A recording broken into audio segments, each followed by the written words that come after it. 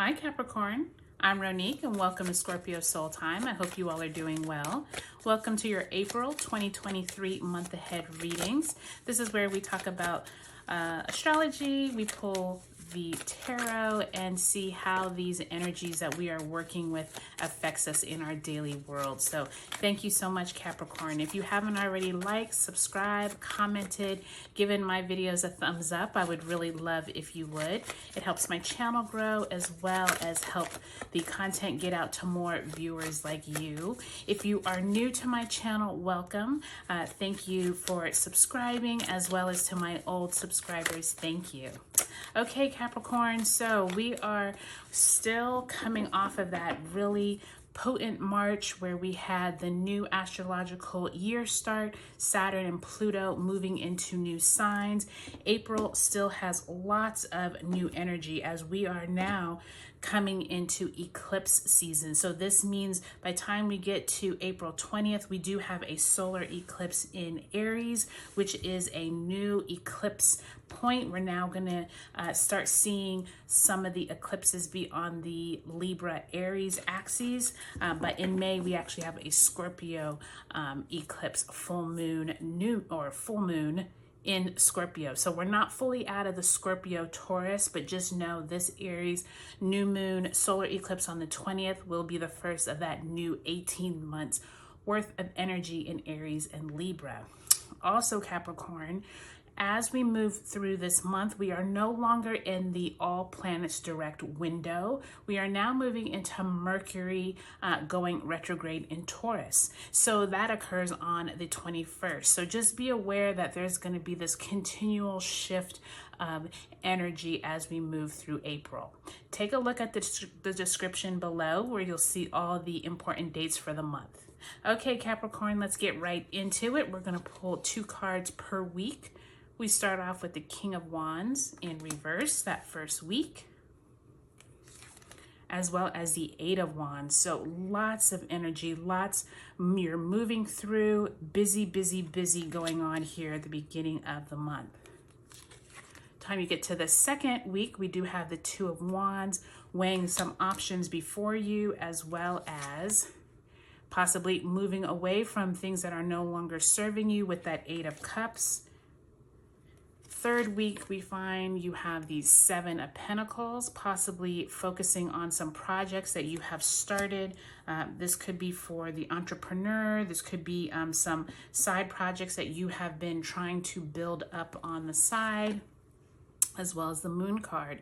Many signs getting the Moon card. Piscean energy with Saturn moving into Pisces. Remember, I do have that bonus reading on Scorpio Soul Time about the Saturn and Pisces influence that will affect us until 2026. So I definitely think that's a lot of that energy that third week.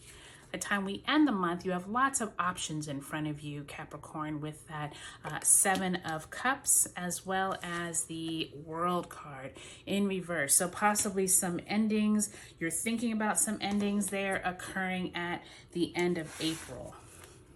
All right, Capricorn, let's go ahead and see where Spirit wants you to really focus your energy for this reading for the month of April. All right.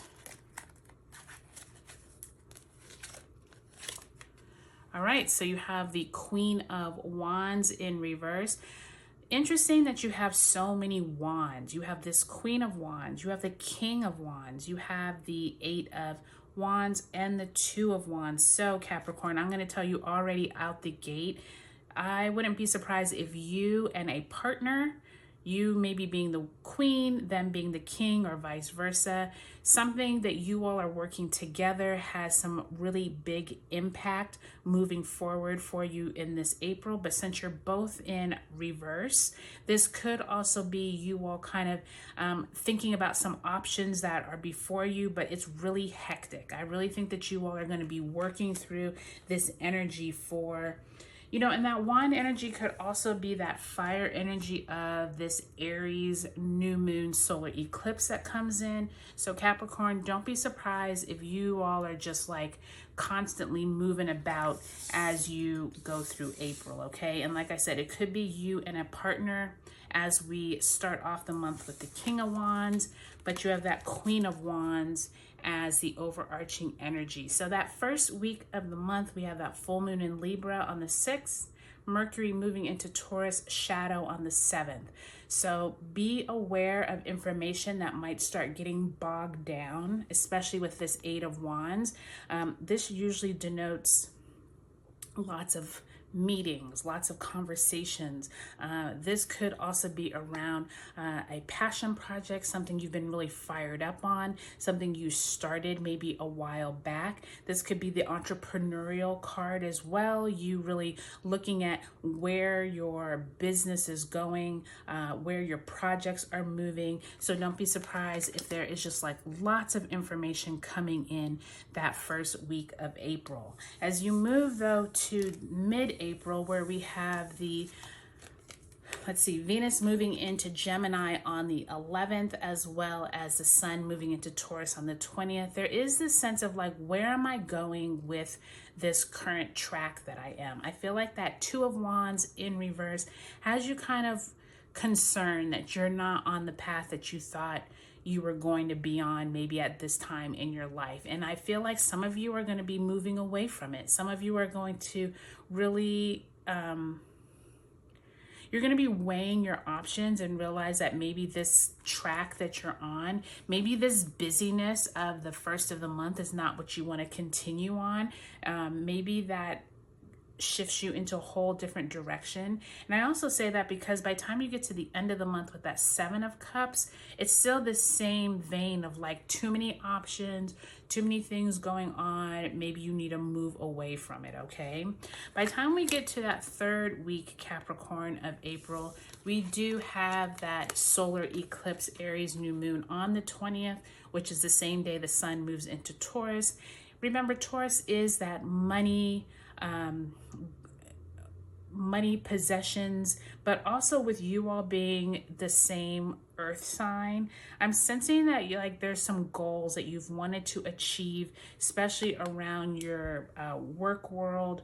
But there's some lessons that I feel like Saturn is going to be teaching you that you're going to have to go through over these next like 2.5 to 3 years. And I feel like that energy, along with that Aries new moon solar eclipse, are going to be at hand here. So Capricorn, just be really patient with like the information as it comes in, because by the time you get to the end of the month, Spirit wants you to know like there is plenty of options to go around, and you might not need to make all of the decisions right now. Maybe you only make 1 or 2 decisions, end those cycles before you're starting anew. But remember, this is an Aries new moon solar eclipse, so you are supposed to be planting new seeds. So keep that in mind as we move through April. So Capricorn, I would really say take a look at your sun, moon, and rising signs. I feel like this Queen of Wands coupled with the King of Wands really wants you to take a step back, figure out what is really working for you and what is not, what you need to move away from with that 8 of Cups, and what is like bogging you down with that 8 of Wands. Like you already have 2 8s here on the ground, as well as that Queen and King of Wands. So just keep that in mind as you move through the month, Capricorn. Take a look at your sun, moon, and rising signs, Capricorn, and see where this energy falls. Do know that Pluto will move back into your sign. It will not stay in Aquarius. Actually, Pluto turns retrograde at 0 degrees Aquarius on May 1st, and then it will come back into your sign on June 11th for the rest of the year. So that could be a lot of this playing out as well. Okay, Capricorn, I hope you have a great April 2023, and I'll talk to you later.